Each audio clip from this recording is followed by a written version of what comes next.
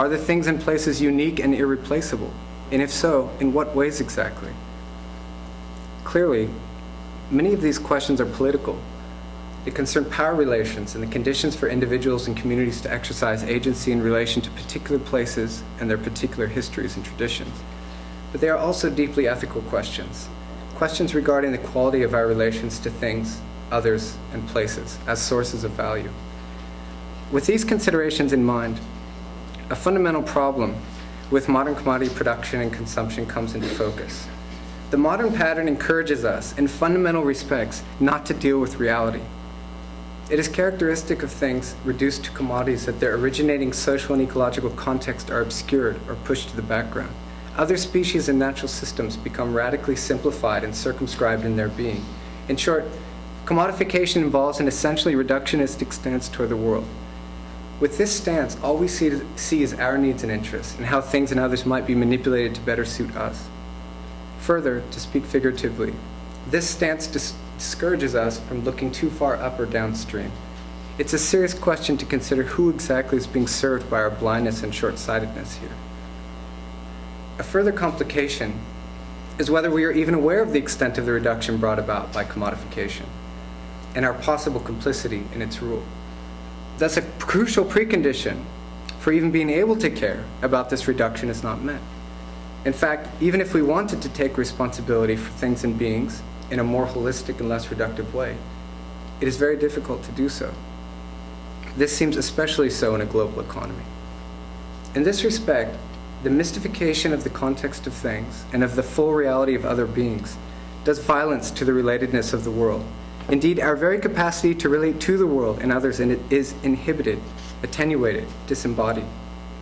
As such, the depth and presence of things and beings, whole river systems, other forms of life, human producers, and so on, is replaced by the easy availability of commodities.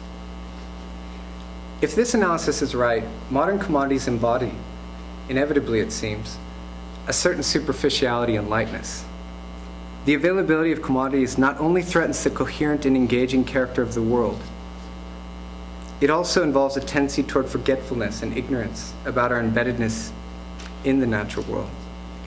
Seeing ourselves, along with all other things and beings, as members or parts of larger wholes, urges us to attend to the fundamental fact of interdependence and the need for mutuality and accommodation. An attitude that makes salient these aspects of human life contrasts sharply with the characteristic attitude of the modern technological regime. This regime implicitly views human beings as the sovereigns and manipulators of nature non-humans. This attitude, with its implicit forgetfulness, encourages one-sidedness in our use and consumption of things, though such one-sidedness need not be a feature of consumption as such. To advocates of the modern technological paradigm, this disengagement from reality that I've been describing appears as a genuine liberation. The widely available and hence freely disposable character of commodities is affirmed, as is the absence of commitments and enacting contexts would both require and enable. After all, the modern regime fits all too well with the common conception of human beings as essentially autonomous, and as such, the only beings who have projects that matter. When we hold this view of human life, there's a tendency to think that the fundamental political task becomes how best to facilitate these projects.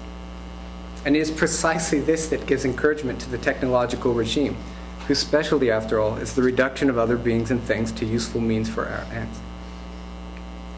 There are some groups that dissent from the modern paradigm, or certain aspects of it.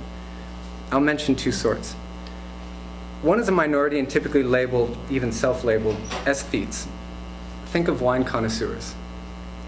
While I think there is something essentially right about the connoisseur's relation to things, I think it is nonetheless mistaken to reduce the issues here to a matter of refinement and taste. The refinement of perception and understanding is important, but only one part of the puzzle. A second group of dissenters is a community of producers and consumers who worry about the social and ecological conditions of the production of goods. This community supports fair trade and eco-friendly products, and generally tries to commodify its dissent through piecemeal purchasing. This group might seem more in line with the general shape of the critique I've articulated, though there are real limits to its effectiveness as a response to the problems we face. Just consider how the very notions of organic, eco-friendly, and so on have become the means for the further entrenchment of the very form of commodification that was to be challenged. Yes, organic produce is a bit more friendly to the land, may even taste better.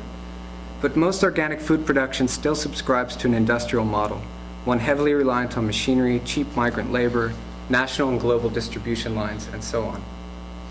I would add that if one understands the issues at stake here as primarily matters of justice, as is emphasized in the notion of fair trade, this tends to give a decided priority to human needs and interests. Obviously, human concerns matter. But if this is our only focus, we will have missed a deeper challenge. That is, the challenge to see ourselves, in the words of Seneca, as part of a glorious fabric of creation in which everything we shall suffer is a strand. Individuals sometimes see themselves as part of something bigger, a church, a community, a cause.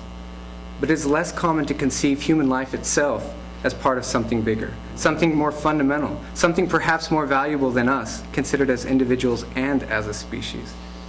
To seriously entertain this thought is to begin, but only to begin, questioning our place in the world.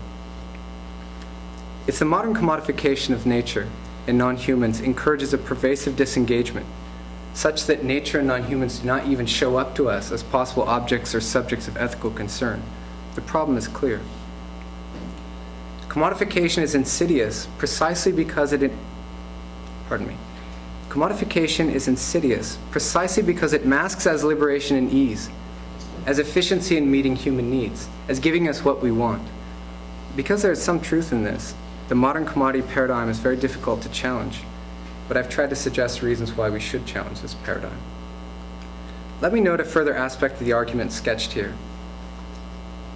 I have suggested that the modern commodification of non-humans in nature is problematic because it obscures and discourages us from attending to the diverse sources of values we might recognize and appreciate.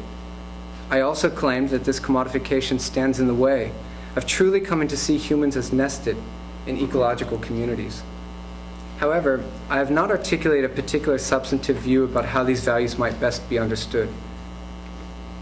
In this respect, the critique of commodification is compatible with different views about the ultimate reasons to respect and protect non-humans, biodiversity, ecological systems, or whatever we judge the proper loci of value to be. These reasons might be grounded in a far-sighted anthropocentrism, or recognition of the awe-inspiring complexity of natural systems and their unique suitability for supporting life, or respect for God's creation, or perhaps some other form of non-anthropocentrism. Not surprisingly, given the more or less universal assent to the technological regime, especially in places like the United States, there's a tendency to think our current environmental problems are best fixed by developing new technologies and by discovering the right economic incentive structures to facilitate this. These days, one encounters this mindset often. Sometimes it finds truly fantastic expression. In an interview with Charlie Rose, the renowned physicist Stephen Hawking said we should be developing the technologies to colonize space as the only solution to our environmental problems. Thank you. I had a button up here that I pressed. Glad the wire was connected. Every time I think of this, I'm reminded of a remark Socrates made to someone who was complaining that his travels had not cured his troubles. How can you wonder, Socrates asked, that your travels do you no good when you always take yourself with you?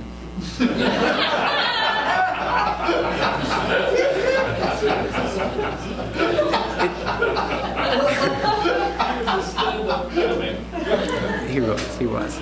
It seems to me that new technologies and market solutions alone cannot even begin to address the deeper causes of our environmental problems.